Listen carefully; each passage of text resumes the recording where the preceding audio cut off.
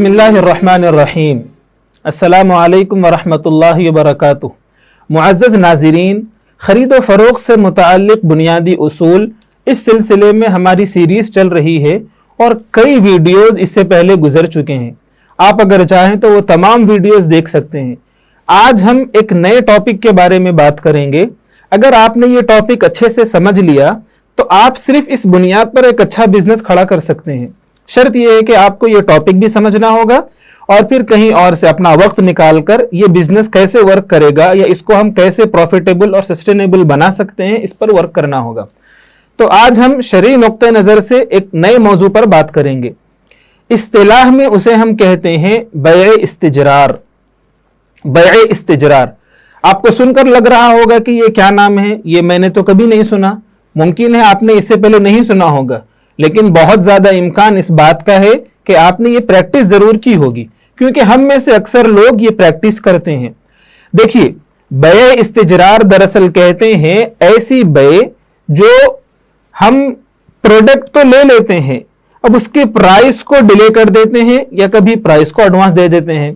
इसको मैं और आसान मिसाल में समझाऊं तो जो महल्ले के किराना स्टोर्स होते हैं या बाज दुकानें होती हैं, वहां पर हम जाकर उन्हें पैसे कभी एडवांस दे देते हैं और जब भी हमें जरूरत पड़ती है जाकर प्रोडक्ट ले लेते हैं, और कभी वहां जाकर प्रोडक्ट ले लेते हैं और at the end of the month या जो भी हमारा पीरियड होगा उसमें हम हिसाब कर लेते हैं। तो ये दरअसल बैए इस्तिजरार है। अगर आप ये प्रैक्टिस करते हैं तो कुछ चीजें या कुछ मसाइल आपके लिए जानना जरूरी है। तो सबसे पहले तो ये समझ लीजिए, बैए इस्तिजरार की दो शक्लें हो सकती हैं।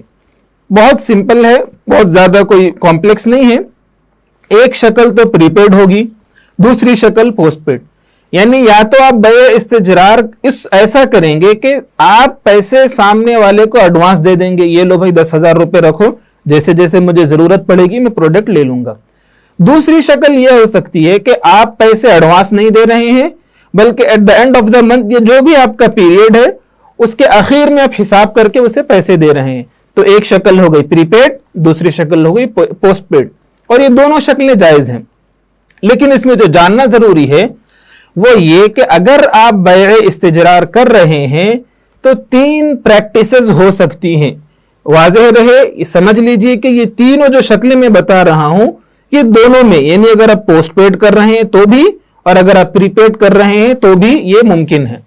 पहली शक्ल ये है कि आपने जब भी उससे कोई प्रोडक्ट लिया, किराने की दुकान वाले से, जिससे भी आपने ये मुआहिदा किया, जब भी आप प्रोडक्ट ले रहे हैं उसी वक्त उसका प्राइस वाज़ेह कर रहे हैं या वो शख्स आपको प्राइस बता रहा है। ये सबसे इजी है, सबसे ज्यादा ट्रांसपेरेंट है और सबसे सेफ है। इसमें आगे चलकर किसी भी किस्म का डिस्प्यूट नहीं होगा। तो अगर ये प्रैक्टिस करना है तो सबसे ज्यादा रिकमेंडेड तरीका यही है, इसमें कोई भी इख्तिलाफ नहीं होगा। तो जैसे जैसे आप प्रोडक्ट लेंगे उसकी प्राइस उस वक्त वो बता देगा और वो मुआहिदा, वो बैए उस वक्त इनिशिएट हो जाएगी। अब पैसे या तो एडवांस डिडक्ट हो जाएंगे जो आपने दिया था उसमें से, या फिर जो है ना at the end of the month आप हिसाब करके दे देंगे। दूसरी शक्ल और तीसरी शक्ल अब मैं बता रहा हूं। दूसरी शक्ल ये है कि जो खरीदने वाला है और जो बेचने वाला है, जो शख्स बेच रहा है वो हर मर्तबा प्राइस आपको वाज़ेह नहीं कर रहा है। पिछली मर्तबा यानी पहली प्रैक्टिस में तो उसने बता दिया भाई ये इतने रुपए की चीज है, ये इतने रुपए की चीज है। अब यहां पर दूसरी शक्ल में वो आपको प्राइस वाज़ेह नहीं कर रहा है।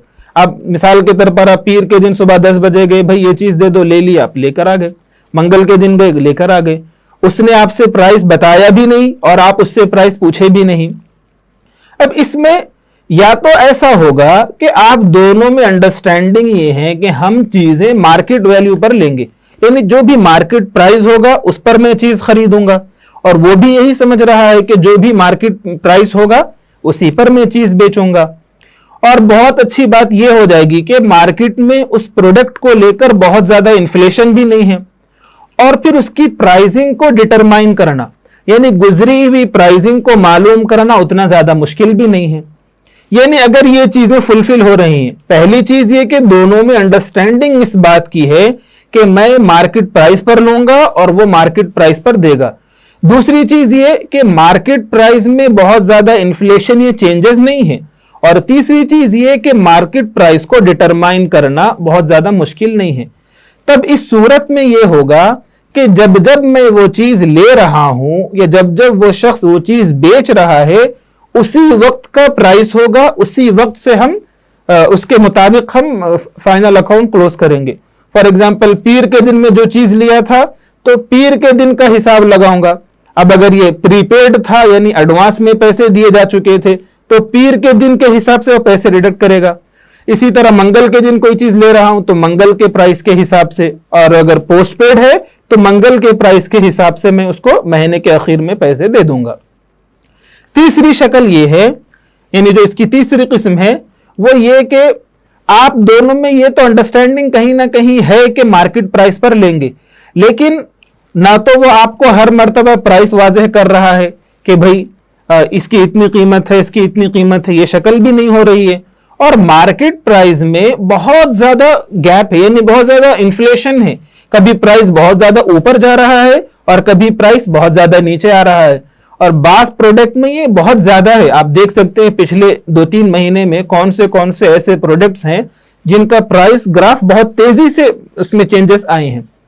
तो अगर ये शक्ल हो रही है कि मार्केट प्राइस में बहुत ज्यादा उतार चढ़ाव है और मार्केट प्राइस को डिटरमाइन करना, उस दिन का मार्केट प्राइस लगाना थोड़ा सा मुश्किल भी है, और फिर मार्केट प्राइस अननोन था, यानी ना तो आपने उससे पूछा ना वो उसने आपसे बताया, और वो भी कह रहा है कि मैं कंफ्यूज हूं। जब इस तरह का मामला हो तब डिस्प्यूट हो जाएगा। तो ऐसी सूरत में जो प्राइस हम कैलकुलेट करेंगे, जो प्राइस हम शुमार करेंगे, वो उस दिन का होगा जिस दिन हिसाब किया जा रहा है। फॉर एग्जाम्पल, अगर 30 तारीख को हिसाब किया जा रहा है, वो सामान तो 25 तारीख को लिया था, तो 25 तारीख के दिन का हिसाब नहीं लगेगा, क्योंकि यहां पर मसाइल खड़े हो गए। तो हिसाब लगेगा 30 तारीख के दिन से। 30 तारीख के दिन इस प्रोडक्ट की क्या प्राइस है उसके हिसाब से हम कैलकुलेट करेंगे, और अगर प्रीपेड था तो वहीं से डिडक्ट करेंगे, और अगर पोस्टपेड है तो वहीं से दे देंगे। तो मालूम यह हुआ कि तीसरी शक्ल हमें नहीं करना बेहतर है। सबसे बेहतर शक्ल यह होगी कि हम पहला तरीका अपनाएं, हर मर्तबा प्राइस को वाज़ेह कर लें और लिख लें। दूसरा तरीका तो यह होगा कि हर मर्तबा वो प्राइस वाज़ेह ना भी करे तो अंडरस्टैंडिंग है मार्केट प्राइस में और उतना ज्यादा उतार चढ़ाव नहीं है। और अगर कोई ऐसा प्रोडक्ट आपका है जिसमें उतार चढ़ाव बहुत ज्यादा है, तो आप तीसरी प्रैक्टिस कभी ना करें। इसमें या तो आपको नुकसान होगा, यानी खरीदने वाले को, या फिर बेचने वाले को नुकसान होगा। तो जो सबसे बेहतर और सबसे ट्रांसपेरेंट शक्ल है वो फर्स्ट है। अब इसमें दीगर 1-2 मसाइल और आ सकते हैं जो हमें बहैसियत मुसलमान बहुत ज्यादा इस मामले में सेंसिटिव होना चाहिए। वो ये कि जो प्राइस प्रीपेड में एडवांस दिया जा रहा है, जैसे मैं किराने की दुकान पर 10,000 रुपए एडवांस दे चुका हूं, अभी जो 10,000 रुपये हैं वो किस तौर पर होंगे उसके लिए, क्योंकि वो चीजें मुझे भी बेचा तो नहीं है, जब जब मुझे जरूरत पड़ेगी मैं ले रहा हूं। तो इसमें देखिए, ये वदिया के तौर पर दुकान वाले के पास ये रकम होगी, और दुकान वाले के लिए ये रकम इस्तेमाल करना जायज नहीं है। मैं जब ये कह रहा हूं जायज नहीं है तो इसको इतना हल्का मत लीजिए, क्योंकि अगर वो ये रकम को इस्तेमाल करेगा, इससे अपना सामान किराने की दुकान में और सामान लाएगा, उसे बेचकर नफा कमाएगा, तो ये नफा उसके लिए हलाल तय्यब नहीं होगा, क्योंकि उसके लिए जायज नहीं था। तो लिहाजा जो रकम एडवांस दी जा रही है वो रकम वो इजाजत ले ले, यानी जो पैसे दे रहा है उससे इजाजत ले ले। अगर वो इजाजत दे दे कि भाई तुम ये रकम इस्तेमाल कर सकते हो, तभी दुकान वाले के लिए ये एडवांस रकम को इस्तेमाल करना जायज होगा।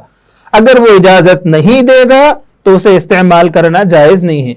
इस सिलसिले में और भी मसाइल आते हैं, जिसमें बाज़ सूरतों में पार्टनरशिप का कॉन्ट्रैक्ट बन जाता है, और अगर मेंबरशिप साइट्स के जितने बिजनेस होते हैं, जैसे मेंबरशिप में मैगजीन्स की मेंबरशिप हो गई या मजल्लात वगैरह की जो मेंबरशिप होती है, बहुत सारे केसेस में जिम की जो मेंबरशिप होती है, तो वो सारे इसी के तहत आते हैं। अगर आप इस तरह के किसी बिजनेस में इन्वॉल्व हैं और आपके मसले से मुताल्लिक आप शरई रहनुमाई चाहते हैं, तो आप अपना तफसीली सवाल लिखकर किसी करीबी दारुल इफ्ता से भी पूछ सकते हैं, या हमें भी बता सकते हैं। तो इंशाअल्लाह हम उसका जवाब देने की कोशिश करेंगे।